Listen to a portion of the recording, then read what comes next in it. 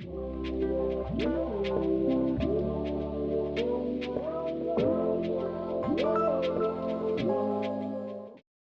everyone, this is Rob McDougall from Zhang Financial here with your weekly economic update. Today is Monday, January 5th, 2026. So as we previewed last week, almost no economic activity that was reported last week, holiday shortened week, very common. So there were two data points, neither moved the market. They were both actually very good in terms of economic strength, but not really market moving. So the first was pending home sales. We rarely talk about this, but because there's only two data points, we will. Last Monday, it was released for the November numbers. The expectation was a 1% year-over-year increase. Actually came in at positive 3.3, so it's good. Not a big deal, but favorable. But secondly, the initial jobless claims. This is really very kind of stunning. So the expectation was 220,000 new claims, and it came in at 199. 199 is the lowest we've had in at least 3 years. So we talk a lot about the labor market weakness that we've seen, and we're not really sure where we're at in terms of labor market strength. But as you'll see in a few moments, we'll talk about the fact that we do have labor numbers that are coming out this week that'll give us more direction. So a couple things. Last week, the updated Atlanta Federal Reserve data point expectation for fourth quarter GDP growth was released, and it was 3.0%.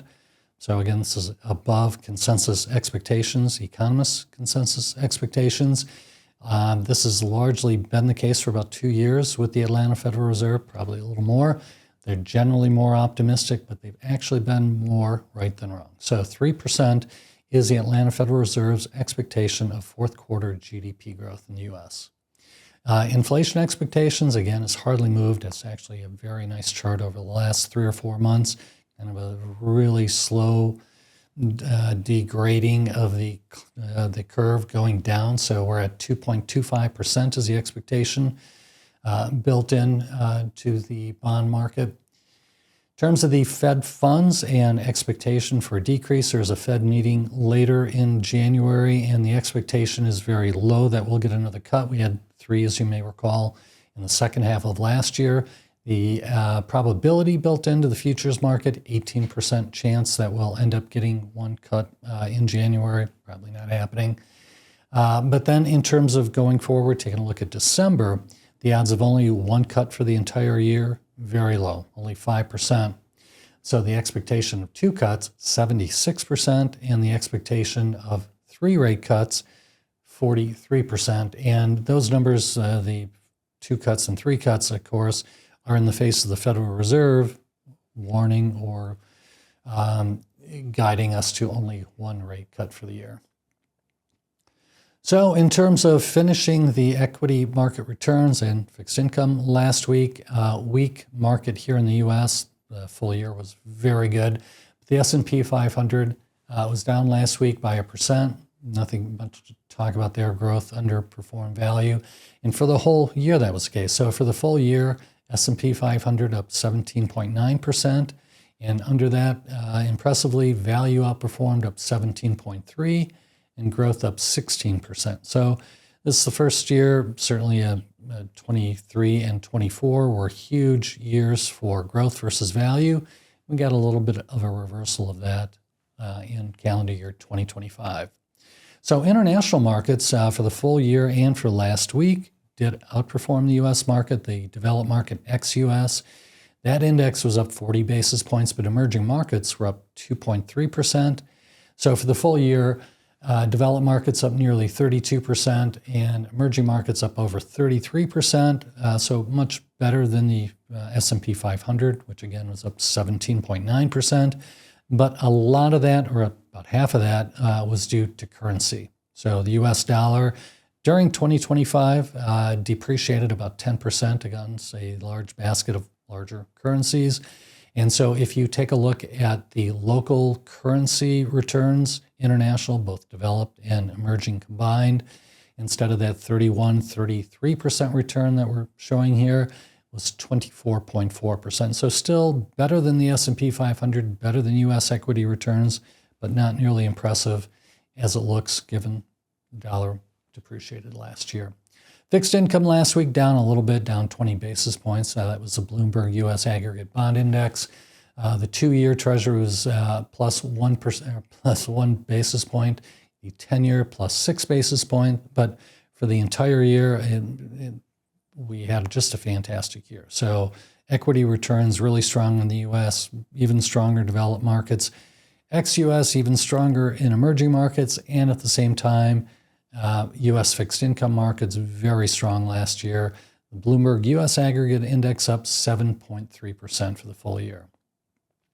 So we've been mentioning the last 2 weeks almost no economic data being announced, and prior to that, as you'll probably recall, we were mentioning the fact that we had a backlog of economic activity that hadn't been released because of the government shutdown. Well, now that's pretty much flushed through, so this is all going to be new data that's coming out and very recent. So this is a huge week in terms of economic data.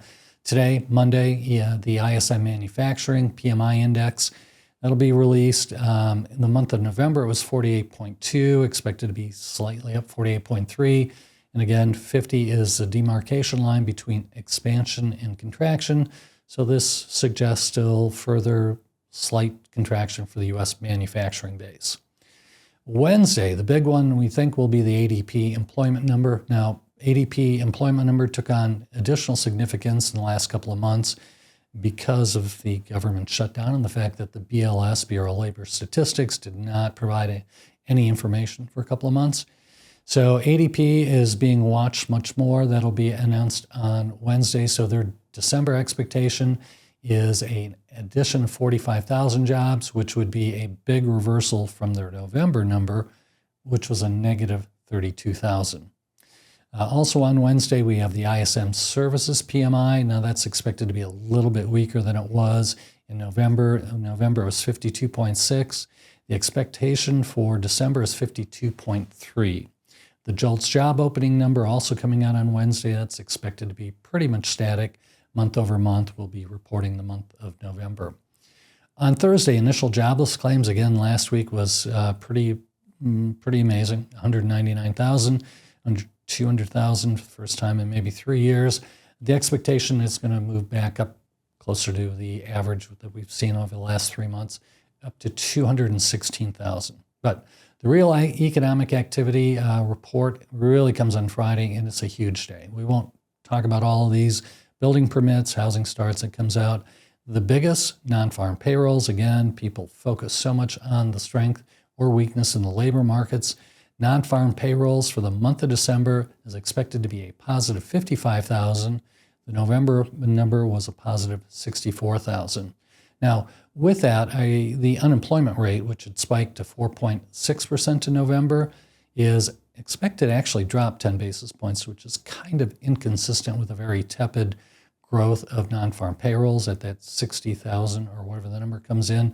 So this could be rounding, or it could have to do with the participation rate. But nonetheless, the expectation is unemployment rate to drop from 4.6% at the end of November to 4.5%.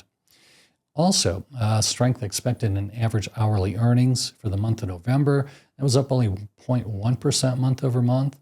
The expectation for the month of December is that's going to be up a positive 0.3%. Lastly, the Michigan Consumer Sentiment number will be coming out. That's the survey for January.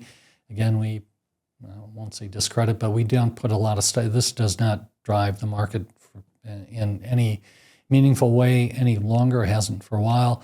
Nonetheless, we do follow it, just see what consumers are feeling. Probably has more to do with politics than it does with the stock or fixed income markets. But the Michigan Consumer Sentiment number is expected to rise slightly. For the month of December, it finished at 52.9. It's expected to improve again slightly to 53.2. So that's it for our economic update. We thank you very much for your attendance, and we'll look forward to seeing you next week. Thank you.